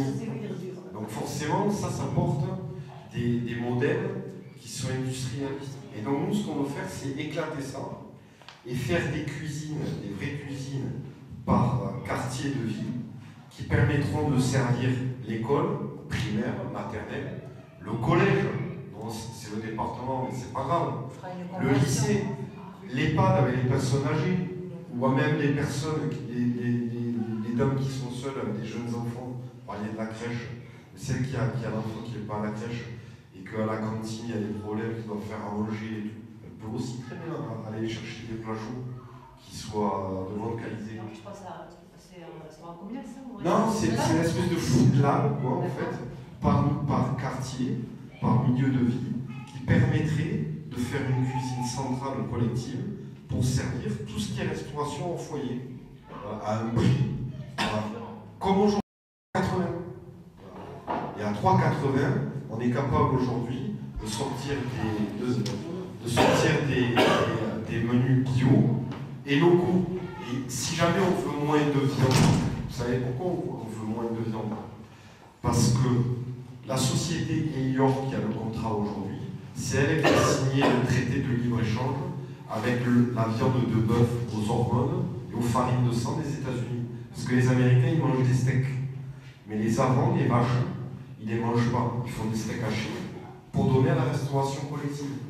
Chez nous. D'accord? Et donc nous, ce qu'on dit, c'est qu'on préfère donner aux enfants, s'il faut de la viande, parce que ça peut être bon aussi pour le développement, on préfère donner 3 fois de la viande de qualité qui vient d'ici, qui entretient les estives à fond remue et tout ça, plutôt que 5 fois de la viande qui vient des États-Unis avec de la farine de sang. Donc voilà le principe sur la restauration collective, c'est ce que je vous disais tout à l'heure. Il faut que vous ayez en tête que nous, notre principe politique, c'est d'aider la vie. Et pour les végés, justement, quand on impose à nos enfants du végétal, et si nos enfants ils en veulent pas. Le truc, c'est que. Alors, le truc, ah si, le truc, c'est à la mairie de Perpignan, ils imposaient aussi des plats avec du porc. Alors du coup, il y a beaucoup de gaspillage. Parce que tous les gens qui sont de confession musulmane ou autre, juive, ils n'en prennent pas, donc ça gaspille. Et du coup, pour ça, ils disent on fait des assiettes végétariennes. Mais les assiettes végétariennes, normalement, pour que l'enfant, ça corresponde à ses besoins nutritionnels, il faut une protéine végétale. Donc, à la place d'aider les agriculteurs d'ici à faire du pois chiche, par exemple, c'est délicieux, du haricot, c'est délicieux, et bien ils achètent des trucs industriels qui sont dégueulasses, des steaks à base de soja, des trucs qui viennent d'Amérique latine. Alors que nous, notre programme, c'est de travailler avec les nutritionnistes et avec les parents d'élèves pour faire des vrais menus pour ceux qui veulent, végétariens, mais où ils se régalent. Parce que le but des enfants, c'est qu'ils apprécient que le moment à la cantine, ce soit un moment de repos et pas du bruit, on ne mange pas à sa faim. Et outre ça, il y a la discrimination qui commence déjà jeune. À la cantine. À côté, on mange.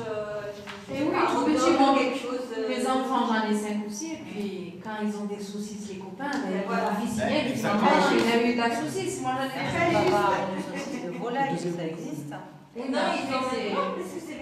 Il faut que les enfants ils mangent ensemble. Et Le repas. Ça, le repas, c'est convivialité, c'est le partage, c'est le partage. Oui, non, mais. Le mot Quand on a échangé avec notamment les habitants des Baléares, eux par exemple, ils nous ont proposé d'expérimenter le principe d'une appli. Alors, je ne sais plus où est-ce qu'ils avaient vu ça, je ne me souviens plus de la ville. Et donc, c'est une appli, mais ça maintenant. Voilà, en fait, vous avez le menu de la semaine suivante sur moi, parce qu'il faut organiser. Et donc, avec l'appli, vous choisissez le menu de l'enfant de la semaine dans un bouquet, finalement, vous choisissez. Donc, si, évidemment, c'est un grand groupe multinational, on ne peut pas faire ça. Mais si c'est des cuisines de proximité qui vont créer des emplois locaux, parce que c'est les hommes et les femmes du quartier qui vont travailler dans ces cantines pour préparer les repas, pour les amener, etc. Donc là, vous pouvez du coup faire un approvisionnement plus souple, j'ai envie de dire, et donc là, vous pouvez gérer avec cette application. Et l'autre avantage de cette application, c'est que du coup, vous réduisez le gaspillage alimentaire. Et donc là, vous pouvez pratiquer des tarifs très bas parce que vous allez éliminer tout le gaspillage. Et est-ce qu'on, excusez-moi juste, on ne peut pas réinstaurer celui qui veut, il ramène son petit sandwich ou... Oui, mais si vous choisissez le repas, oui, s'il y a cette application, oui. Vous pouvez, parce que nous, ce qu'on veut faire aussi, c'est que après, par rapport au gaspillage alimentaire, c'est que tout le monde, les enseignants, les enfants, les parents, s'il y a des denrées qui n'ont pas été consommées, des plats qui n'ont pas, au lieu de le jeter, on met dans des barquettes et puis les gens peuvent le ramener, ou la dame âgée, comme disait Philippe. Donc ça permet aussi, franchement, de pouvoir alimenter tout le monde. Voilà. Et après, l'autre engagement, parce qu'on a dit le bio et le local, c'est la sortie du plastique. Alors là, les barquettes en plastique réchauffées, ça c'est fini, parce que vous savez que ça a des conséquences sur la santé extrêmement importantes, sur ce qu'on appelle des perturbateurs endocriniens, avec des problèmes sur la fertilité, sur le système hormonal qui sont extrêmement graves. Peut-être je donne, parce qu'elle n'a pas parlé, madame. Allez-y. Par rapport au plat qui reste, tout ce qui est dans les cantines, tout ce qui est... Vous avez des foyers? Oui. Il y a des SDF, il y a des gens. Exactement. Pourquoi ne pas les réunir, en faire une espèce de salle, de foyer, voilà. Il y a les cantines, les perpétuels, il en reste. Venez à telle heure, des choses. Ça, c'est une très bonne idée. Ben, entre ça, quand vous voyez... Oui, mais vous avez vu sûrement ces images aussi, où vous voyez des supermarchés qui font exprès de détruire, de mettre des produits, pour pas que les gens qui souffrent de ça, voilà, c'est quand même assez scandaleux. Si je peux rajouter, moi je m'excuse, mais je ne suis pas favorable à ce que vous dites. C'est-à-dire, mon opinion, c'est que les personnes qui ont faim dans la rue, ils ne doivent pas se nourrir avec les restes. Ils ont droit à des vrais repas. À des vrais repas. C'est pas des restes.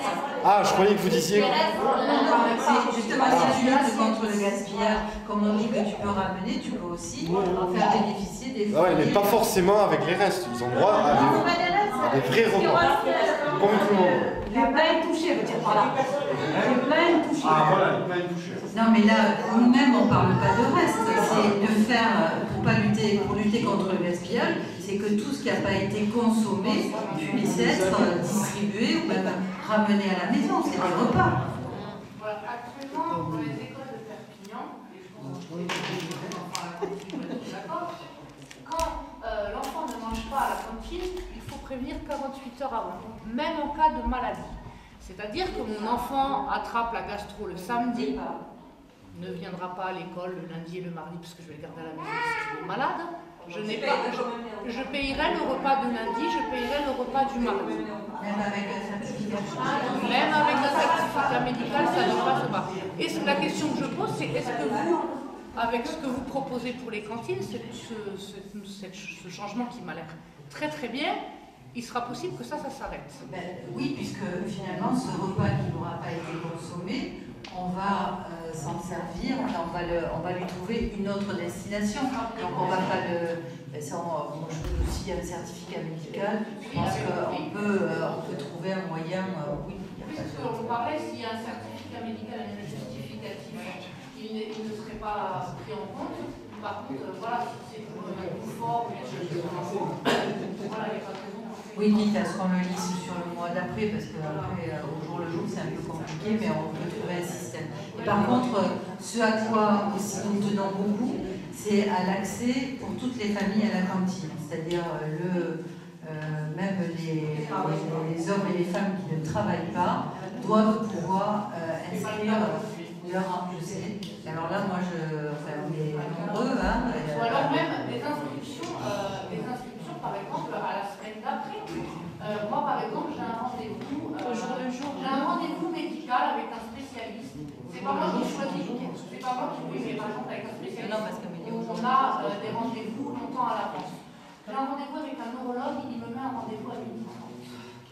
Et c'est que par exemple, si il apprend 15 jours ou 3 semaines avant, il n'est pas possible d'inscrire son enfant ce jour-là à la cantine parce que je n'ai pas la possibilité, ce qui ne permettrait pas à la maman d'aller courir à droite, d'appeler mamie ou la voisine ou la cousine pour aller récupérer l'enfant à l'école. Moi je pense que quand on peut tout à fait absorber et gérer de l'occasionnel, parce que de l'autre côté vous allez toujours aussi avoir des absents. Donc je pense que l'un dans l'autre ça doit pouvoir s'organiser. Quitte à ce que, vous voyez, des fois aussi, il faut être un peu ouvert. Et voilà, c'est comme dans les familles, vous avez quelqu'un qui arrive à l'improviste, qui débrouille. Donc, oui. Non, mais je change complètement. Il y a plusieurs. Voilà, vous allez. Voilà, je veux changer un petit groupe, si vous voulez. Je veux changer complètement de sujet. Perpignan, moi, j'ai tendance à la mettre à côté de Ville-Salle. Alors, Ville-Salle, les chiens, les déjections canines, les ordures sauvages, le manque de containers, tout ça. Donc, qu'est-ce que vous proposez? Je ne sais pas. Alors, déjà, la tâche est difficile pour vous, hein, parce que dans un monde industrialisé, pour changer la mentalité et tout ça. alors nous, on a un engagement qui est très fort, et ça c'est un des marqueurs aussi écolo, c'est le zéro déchet. Donc quand on dit zéro déchet, c'est pas qu'il y aura zéro déchet, voilà. Mais c'est qu'en tout cas, dans la façon de consommer, d'acheter et de vendre aussi, on va accompagner tous les acteurs pour éviter le suremballage, pour sortir du plastique, pour faire des épiceries en vrac. Déjà, diminuer et réduire la quantité de déchets qu'on va produire. Là, vous voyez que des fois, c'est quand même la folie. Vous avez un paquet de gâteaux, après chaque petit gâteau est emballé. Voilà. Donc maintenant, il y a quand même, il faut prendre conscience que déjà, on peut acheter différemment en vrac et on peut limiter nous-mêmes en tant que citoyens les déchets qu'on va ensuite produire. Il y a déjà des lois sur les pailles en plastique, les assiettes, voilà, les gobelets, tout ça, donc ça c'est très bien. Donc là, il faut pouvoir accompagner. Et nous, la mairie, on sera exemplaire aussi sur tout ce qu'on va faire comme achat aussi au niveau du plastique. Donc déjà, accompagner, faire des actions, des familles zéro déchet, des défis, tout ça, ça marche très bien, donc sensibiliser sur le zéro déchet. Mais le zéro déchet, ça n'existe pas, ça n'existe pas, c'est un long chemin, c'est un objectif. Par contre, il va falloir aussi donner les moyens de trier.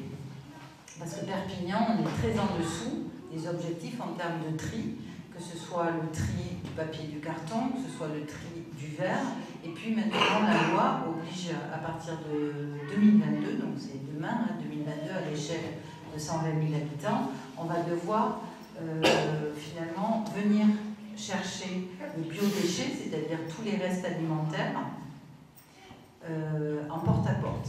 C'est-à-dire qu'on va devoir venir collecter de façon séparée du reste les biodéchets. C'est une obligation européenne et maintenant qui est dans la dernière loi dite, comment elle s'appelle maintenant, c'est la loi économie circulaire, mais je crois que maintenant il y a un nom avec gaspillage.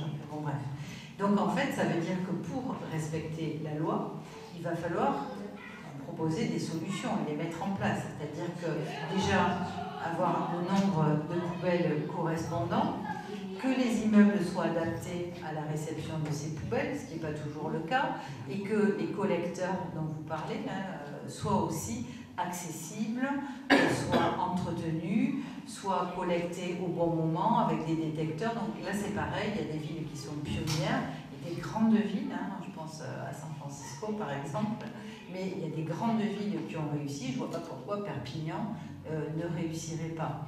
Donc ça, il faut vraiment investir, s'équiper, faire beaucoup d'informations et de sensibilisation, d'autant plus que c'est créateur d'emplois, parce que maintenant, ce qu'on appelle donc, tout ce champ de l'économie circulaire, pourquoi on va trier de façon et collecter de façon séparée? C'est parce que chaque matière va pouvoir être transformée.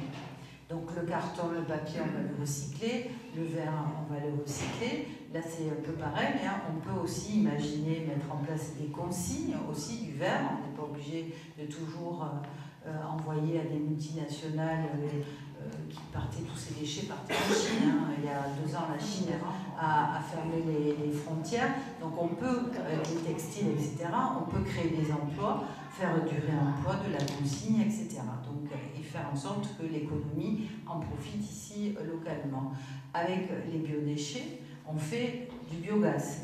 Avec ce biogaz, c'est un carburant renouvelable. On fait rouler des bus, ça se fait à Toulouse. Et c'est aussi donc un carburant qui peut être bas et qui est issu donc des déchets. Donc c'est quand même assez remarquable, c'est techniquement au point. Voilà, il y a une usine de méthanisation qui a été un procédé là, qui est en cours, qui a été installé à l'usine de traitement là, des eaux usées à la station d'épuration. Il y a un projet avec tous les déchets aussi de ces mois, enfin des entreprises agroalimentaires. Donc ça, il faut continuer. Et ça peut aussi alimenter des réseaux de chaleur. Vous avez dû entendre, là, à partir de l'incinérateur de Cals, et la région l'a financé, on a tiré un réseau de chaleur jusqu'au nord de Perpignan, qui va desservir donc la clinique mutualiste, l'hôpital de Perpignan, l'usine aussi, c'est moi qui est au nord, là, à côté de l'aéroport. On peut tout à fait, quand on incinère les déchets, on produit beaucoup de chaleur, beaucoup d'énergie, et il va falloir récupérer cette chaleur aussi pour la diffuser. Donc on pourrait imaginer que tout ce quartier, vous êtes chauffé comment vous ici? Au gaz. Donc on peut imaginer aussi d'étendre tout un réseau de chaleur urbain et de connecter tous les immeubles au réseau de chaleur. Ça, c'est aussi l'économie circulaire, c'est-à-dire cette chaleur, elle est produite, autant la récupérer, sachant qu'avec de la chaleur, on fait de l'énergie, on peut faire aussi bien du chaud que du froid. Et donc là, avec les canicules aussi, parce que si maintenant, pour la première fois l'été dernier à Perpignan, la consommation d'électricité a été plus importante en été qu'en hiver. Donc là, nous, on doit aussi se préoccuper de comment on va rafraîchir les cliniques, les hôpitaux. Donc voilà, récupérer cette chaleur aussi, on a commencé à le faire, mais il faut que ça s'amplifie. Donc tous ces déchets, il va falloir organiser la collecte et mettre de vrais moyens à disposition pour qu'aussi ce soit facile pour les habitants de trier. Ensuite, sur la propreté urbaine dans la rue, vous parliez des trottoirs, des déjections canines, c'est pareil.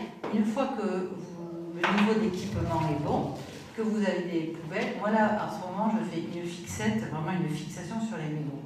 Enfin, les mégots partout, quoi. Enfin, il y a des mégots partout, il n'y a pas de cendrier, il n'y a pas de... Enfin, c'est une pollution et un coût pour la collectivité, c'est des tonnes de mégots qui sont collectés. Hein. Donc tout ça, une fois que tous les moyens sont mis en place, les cendriers, les bennes, les containers, etc., ben, si la personne ne respecte pas, ben, les amendes, elle est sanctionnée. Au Pays-Bas, il y a un système de caméra en direct. C'est-à-dire que si on voit un citoyen jeter son mégot, il y a quelqu'un qui parle. Ramassez, s'il vous plaît. Je l'ai vu. Ah ben, c'est très chouette. J'avais même vu la personne sursauter. Là, le problème, c'est que quand vous enregistrez cette personne, vous pouvez aussi, peut-être qu'elle fait autre chose dans le parc. Enfin, je veux dire, peut-être c'est sa vie privée, donc là, ça devient quand même compliqué. Enfin, moi, je suis assez frileuse avec ça, parce que, en fait, c'est le projet même d'Estrosi à Nice, il veut mettre... en fait, c'est des outils. Je comprends ce que vous dites, mais c'est plus que de la surveillance, ça s'appelle du contrôle social. C'est-à-dire que vous avez la reconnaissance faciale et vous avez même la reconnaissance des émotions. C'est-à-dire qu'on va savoir si tel ou tel collectif est anxieux, donc voilà. Donc là, on se sert des caméras pour avoir un contrôle social. Donc c'est un peu différent. Donc pour l'instant, si on remet de la présence humaine, moi je me souviens, quand j'étais jeune, le gardien de square, il sifflait, moi ça me foutait la trouille. Hein. Non mais c'est vrai, maintenant... Non mais si on restaure cette autorité, on peut essayer. Et la verbalisation, alors dans le programme, dans le programme, on a une, alors, je ne sais pas si on l'appellera la brigade verte, j'en sais rien, en tout cas une brigade, des agents municipaux qui seront vraiment dédiés pour toutes, parce que c'est aussi de l'incivilité, pour m'en parler des incivilités, et des gros sauvages, là, tout ça. Volant, ça suffit pas. Voilà. Donc là aussi, ben, voilà. Mais on verbalise que si la solution, parce que si la personne vous dit ben, je veux bien le jeter, mais il n'y a pas le cendrier, c'est fini. Allez, c'est pas grave. Après, c'est de la délation. Je voulais juste dire que au départ, c'est à l'école qu'on apprend. Au départ, c'est l'éducation des enfants et des parents aussi. C'est-à-dire qu'on peut commencer à avoir une cours à l'école, mais dans des bouteilles en plastique. On peut commencer à ne pas donner des bouteilles aux enfants individuels et des bouteilles collectives. Et puis on apprend aux enfants qui sont des héros, les enfants. Ils apprennent très très vite ça, le geste du citoyen. Donc si l'enfant comprend qu'on va salir sa Méditerranée, qu'on va salir l'eau, qu'on va salir son endroit, il va dire aux parents, mais maman, il ne faut plus acheter ça, ou papa, etc. Et ça, c'est vraiment à l'école, il faut déterminer cela aussi. C'est le premier pas, c'est l'école. Non mais moi je vois tu as raison, Laura, moi je vois des parents qui disent ah ben non, ça tu le jettes pas là, tu le mets dans la poubelle jaune, hein. C'est tous les qui engueulent les parents.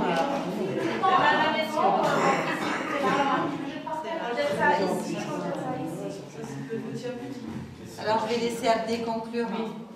Donc moi c'est Abdé Neta, je ne sais pas si je vais conclure ou sortir de votre programme, mais moi déjà je suis content d'être ici parmi vous, donc je remercie Jamel parce que c'est lui qui m'a envoyé l'invitation, mais je connais aussi Zahira parce qu'on s'est vu sur quelques réunions au mois de novembre et décembre. Mais moi ce que je veux surtout vous dire c'est qu'il est important de se mobiliser, il est important d'agir et que la carte d'électeur c'est pas simplement un bout de papier, c'est un outil. C'est un outil, mais pour nous habitants des quartiers c'est un outil indispensable. Certes, il y a des gens qui se sont battus pour le droit de vote, donc déjà c'est un devoir d'aller voter, mais pour nous, j'ai envie de dire, c'est 3 fois plus une raison pour qu'on se mobilise et qu'on se déplace voter les 15 et les 22 mars. Mais parce que tout ce que vous dénoncez, tout ce que j'ai entendu depuis tout à l'heure, c'est tout ce que je dénonce aussi depuis que je suis petit. Moi je suis originaire du Champ de Mars, vous du Bas-Vernay, mais je vous rassure, quand on va au Baléares, quand on était encore ce matin à Saint-Jacques, c'est plus ou moins les mêmes problématiques. Après forcément il y a des quartiers où ça va être plus axé sur une problématique que l'autre. Mais le problème c'est que si vous ne voulez pas que dans 6 ans on se retrouve ici et à répéter le même constat mais qui s'est à la limite un peu plus dégradé, c'est maintenant qu'il faut agir, c'est maintenant qu'il faut se mobiliser. Je trouve super pertinente et intéressante votre manière d'avoir, comment dirais-je, anticipé les élections et d'inviter chaque candidat. Mais je ne veux pas être démagogue, mais il faut vraiment plus les s'embobiner. Vous allez les revoir, enfin moi je les vois sur d'autres quartiers, ils sont là, comme par miracle, ce qui n'a pas été fait en 6 ans ou sur les 20 dernières années, mais comme par miracle, maintenant pendant les élections, tout peut se faire. Les demandes de logement, les demandes d'emploi, réhabiliter l'école. Tout peut se faire. Voilà, en période électorale, tout peut se faire. Mais moi, je sais que vous êtes des personnes intelligentes et intelligents et qu'on va plus se laisser acheter comme ça, comme elle le disait tout à l'heure. Mais c'est indigne de proposer, de dire à des dames, et en plus surtout ce qui me fait chier, c'est que c'est quasiment que des mères de famille, mais ça aurait pu être ma mère, donc en fait c'est pour certaines, vous avez l'âge d'être ma maman. Quand je vois que dans des quartiers on a payé un bus, on a dit à 50 mamans, votez pour moi, vous allez faire du shopping au marché du Soleil à Marseille. Et ça s'est fait. Et la personne elle est venue les saluer le matin, on ne va pas citer de nom, mais je veux dire au bout d'un moment je pense que vous valez beaucoup plus que ça. Et là ce que j'ai vu aujourd'hui ça m'a fait chaud au cœur parce que je vois des mamans qui ont envie de s'impliquer, qui ont envie d'améliorer la vie du quartier. Quand je disais tout à l'heure, moi Zahira me plaît parce que je pense qu'elle aurait pu se laisser récupérer, demander une ville HLM ailleurs. Mais non, elle aime son quartier, elle aime les jeunes de son quartier et en fait c'est l'intérêt collectif qui passe avant tout. Et donc voilà, je ne vais pas faire trop long. Parce que je sais qu'il y a des occupations, mais c'est important de se mobiliser maintenant. Et je ne vais pas vous dire le changement c'est maintenant parce que ça n'a pas marché, mais voilà, sachez que je suis dans la liste avec Agnès Langevin, que si on est élu, grâce à vous tous, je ferai partie de ces adjoints et que dès le lendemain de l'élection, on sera au travail. Dès le lendemain de l'élection, on sera là pour se préoccuper des Perpignanaises et des Perpignanais, mais que tout ça, ça ne se fera pas sans vous, et que c'est dès aujourd'hui qu'il faut en parler à vos voisins, à vos enfants, à vos familles, même s'ils habitent dans le même quartier, mais c'est important que tout le monde se mobilise. On a vraiment une chance de gagner la ville, mais une fois que le train il est passé, il est passé. Donc c'est maintenant qu'il faut se mobiliser et retenir 15 et 22 mars. Merci.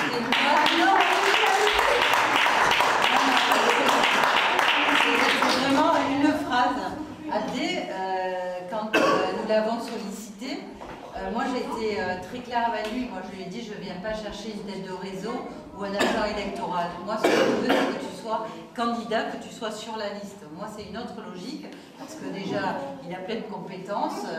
Il est déjà petit, il était au conseil municipal des jeunes, c'est quelqu'un d'impliqué dans la vie associative, sportive du quartier.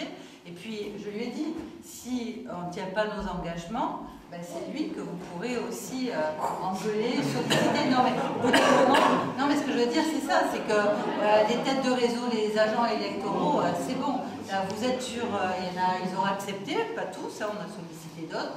Eux ont fait le pas de l'engagement, de la responsabilité, et puis voilà, ils se prendront après vos retours comme tout citoyen.